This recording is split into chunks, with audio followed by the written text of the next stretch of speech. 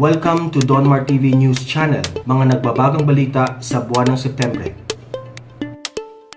Karating na nga po dito sa Pilipinas ang ating mahal na OFW na si Rose Policarpio. Siya po ay nakaligtas mula sa hatol na death penalty sa Saudi Arabia. Nakilala po natin siya noong December 2019 noong nagpunta po tayo sa Kingdom of Saudi Arabia para po bisitahin po ang mga shelter po ng Polo Owa doon. At on the way na po tayo sa kanyang hotel ngayon.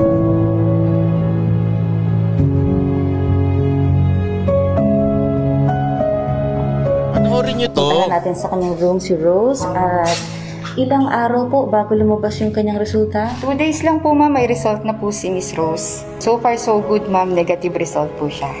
So negative ang kanyang swab test. Kaya pwede na tayong pumasok at kamustahin siya. Safe na po. Hello! Kamusta? Long time no see. Hi, good afternoon. Halika, pasok tayo. Oh, Rose, ito ba yung galing pa ng Riyadh nung nagkita tayo? Opo, yung pinapirma ko po sa inyo. Kasi po sobra po talaga na gusto ko sa inyo makausap. Ano na, Rose? Kamusta ka na? Okay na po. Inaasahan mo ba na makakabalik ka dito sa Pilipinas sa madaling panahon o akala mo matatagalan ka pa?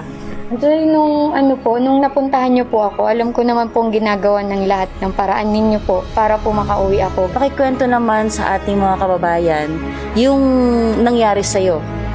Nagpunta po ako ng Saudi, di bali May po katapusan. Dumating po ako doon June 1st po ng 2013. Yun po, nagtrabaho po. 2 beses po binenta, yun nga po sa Lebanese po napunta at dumating sa kasamaang palad yung nangyaring disgrasya po na pinasok po kami ng masamang loob na 3 lalaki. Namatay po yung matandang dalaga, parehas po kaming nagahasat, isaksak po ako at kasamang palad sa akin po lahat ibinintang yung pagpatay po doon sa matandang dalaga na Lebanese, kaya ako po yung nakulong ng 6 na taon po. Nagpunta po ako ng Saudi, hindi po para gumawa ng problema, para po tumulong sa tatay ko at mapaoperahan at sa pamilya ko po. Kaso hindi po, doon po napadpad sa ganong sitwasyon. Nung nakakulong ka, hindi mo alam kung kailan ka lalaya? Opo, wala po kasing kasi pag may nagsasabi, hindi ka na makakalabas kasi yung kaso mo may namatay, kaya pati ikaw mamamatay din. Ganun po yung lagi kong naririnig doon. Kaya inano ko na lang po yung sarili ko na nasa taas na lang, basta ingatan na lang po yung pamilya ko. Kung may gusto ka mga pasalamatan na mga tumulong sa'yo? Actually po na po sa taas kasi hindi niya po talaga ako binitawan kahit dumating po sa point na gusto ko nang bumitiw din sa kanya. Mga po siyempre kay Pangulong Duterte po na walang sawa po at sa kanyang termino po talaga ito umandar at ngayon po nandito ako, Senator Bongo, Secretary Locsin, sa inyo po DFA, Ms. Mocha, kay Secretary Bello, Sir Hans Kakdak po, kay Ma'am Ariola po, Sir Borge, sa Embahada po ng Saudi, Ambassador Adnan, sa lahat-lahat po ng tumulong. Maraming salamat po ako. Hindi po dahil sa inyo, wala po ako dito na ngayon sobrang saya ng pakiramdam na maging malaya.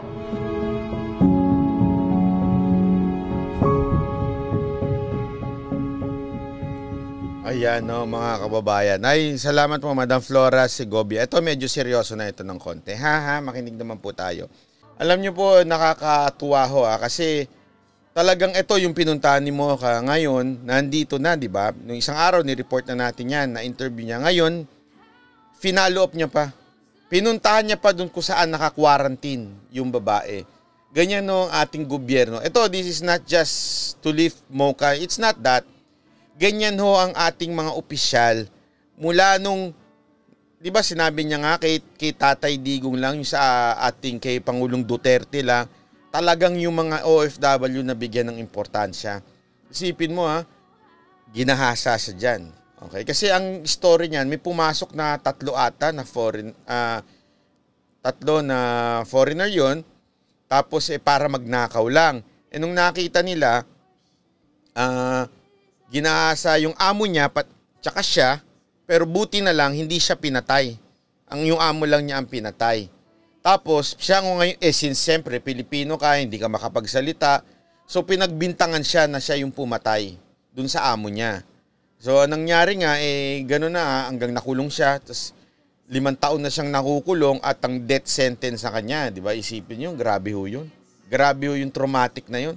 Ikaw na nga ang ginahasa. Ikaw pa ang mahahatulan ng kamatayan. Isipin nyo, kung sabi nga, kung may malas at malas man, yun ang matinding malas eh.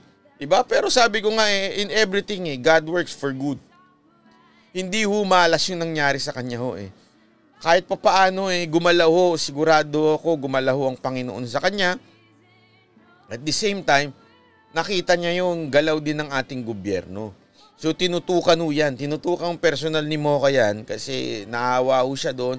Nilakad niya nga ho yan sa ating Pangulo, sa ating ano. At the same time, yung mga ibang opisyal din, yung mga binanggit sila Yusek Arreola, si Amba, yung ambasador doon, tinulungan lahat yan. Gumalaw lahat ho yan para ho maligtas ho yung babae. Kasi malalaman mo naman kung guilty o hindi. Pag kinausap mo, wag mo lang pakausap kay Arnold Alam mo naman si Arnold Labio. Basta may makita ano yan, nako, delicate. Pero isipin mo naman, ngayon, ginagawa natin biro pero ang laking bagay ho niyan. Ang laking bagay ho niyan na naligtas ho ang kanyang buhay. Isipin niyo ho yun. At hindi ho doon nagtatapos. Ngayong kinwarantine, nakita niyo yung hotel, ang ganda. Oh. Alam niyo ho ba na ang gaganda ng hotel at mga quarantine kung saan dinadala mga OFW? Tapos magagalit itong mga opposition, sasabihin walang ginagawa. Alam niyo ba yung sinasabi ninyo? Para kayong mga tanga. Ang dami kasi marami akong kilalang OFW eh. Meron pa ako isang kilala doon. Talagang binidyo niya, nagsasalita siya, ito ang sitwasyon namin, ganito yung hotel na aming tinirhan pagbalik namin dito sa Pilipinas. At lahat ito sagod ng gobyerno. Hinahatiran kami ng pagkain. Hindi na namin kailangan lumabas, hinahatid sa aming room yung pagkain. Ganon. Tapos parang, alam mo yun, sasabihin pa ng iba, walang ginagawa ang gobyerno. Naku naman, sabi ko sa inyo, isip-isip po tayo na mabuti. Huwag po natin isipin na, alam mo yun, hindi, maaring hindi perpekto. Sabi ko nga sa inyo, paulit-ulit hindi ho perpekto. Pero wag naman ho natin na isipin na walang ginagawa ang gobyerno. Kaya nga ho, ang isa ho sa mga nais ko, ito sinasabi ko sa inyo ito walang tigil ang kalaban. Wala akong tigil ang kalaban nakakabanat sa ating gobyerno kahit ang daming ginagawa. At ang isang dahilan dito ay itong mga hinayupak nito. Kaya sana I really hope that you would join me on this fight. This is hard. Alam niyo po, yun yung mga bagay na sana maganda sanang dating nito sa tao. Kaya lang dahil dito sa mga hinayupak na ito, kaya tuloy pumapangit. Ito ang aking hinihingi sa inyo. Itong usapin ho dito. Sabi ko sa inyo, hanggang yung Makabayan Black nandyan sa kamera, may pera ho sila. Tandaan nyo yan. At dahil dyan sa pera na yan, sigurado ko, ginagamit yan, una, sa pakikipaglaban ng mga kasamahan nila. Pangalawa, sigurado ko nag-hire yan ng mga trolls. Sigurado kong nag-hire yan ng isipin niya, pagbukas ng Banateros group page sa Facebook, talagang dagsa sila Kita mo sabay-sabay sila nagpupunta. Ganyan sila troll.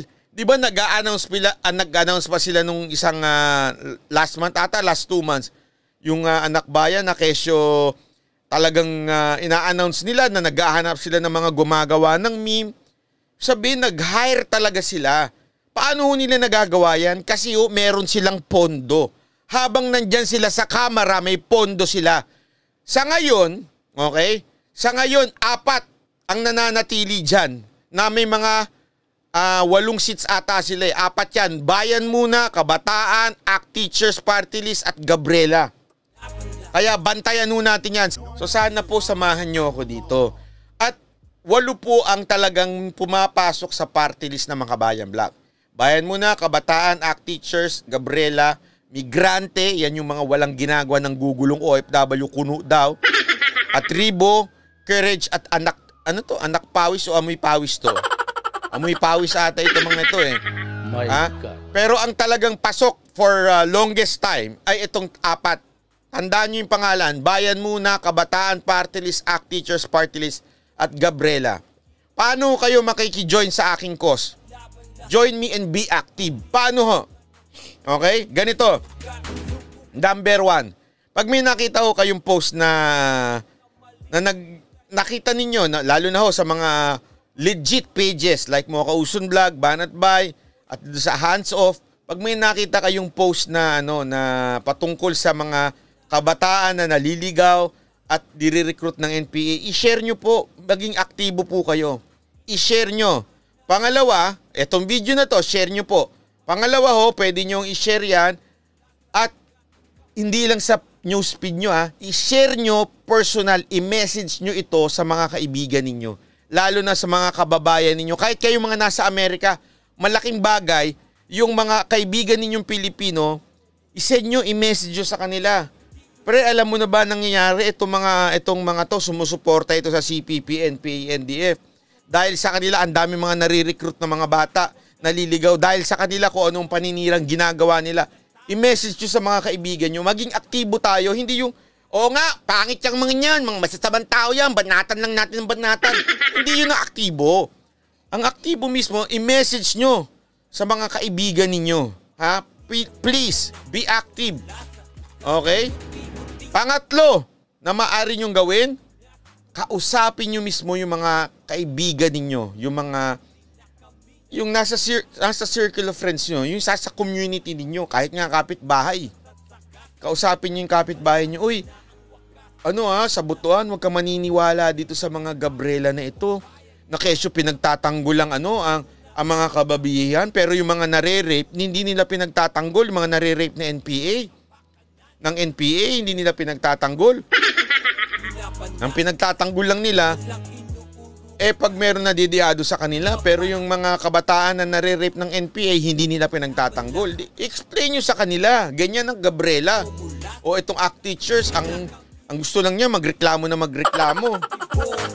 O itong kabataan ba yung dadali? Sabihin mo sa kaibigan mo, ikaw, gusto mo yung anak mo pumunta ng bundok at mag-NPA? Ha? Bantayan mo. Bakit? Itong mga kabataan na ito, marami sa kanilang kabataan, sa totoo naman nare-report yan napapatay ng mga army, yung pala membro ng kabataan na organisasyon. O maging yung mga magulang, ikwento mo, yung napanood mo, yung mga magulang na may mga anak, tinakwil na yung mga magulang nila. Bakit? Sumali sa mga organisasyon nito mga to. O, explain nyo yan. O, bayan muna, walang ginawa ko, hindi mag-ingay at magreklamo. O, ano pa sinasabi nila? Bakit daw nila kukondinahin ng NPA? Di ba sabi niya si Teddy Casino? Bakit namin kukondinahin? Nirerespeto namin at ginagalang namin ang pinaglalaban nila. Pinaglalaban ng pumapatay mga NPA ng mga sundalo, nirerespeto ninyo? Explain ninyo sa mga kapitbahay ninyo. Kaya nga yan ibig sabihin na magiging aktibo tayo. Ha?